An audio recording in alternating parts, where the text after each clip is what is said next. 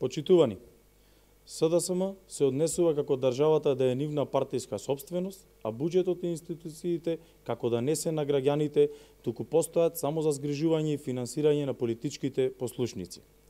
Министерот за администрација Дамјан Манчевски призна дека СДСМ спроведува политички реваншизам. Тој јавно кажа дека власта ги прекинала привремените договори на вработените во јавниот сектор, а сега распишува нови огласи за привремено вработување.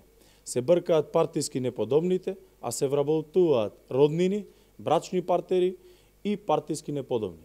Неработа, неодговорност, нетранспарентност, непотизам и вработување под партиски клуч, ова е епилогот од досегашното владење на СДСМ, манифестирано на сите нивоа на власта. Неодговорниот однос на власта е очевиден и на централно и на локално ниво. Наместо со грижа за граѓаните и нови проекти, челниците на власта се зафатија со вработување на членови на нивните семејства. Такви се примерите во општина Берово и Битола.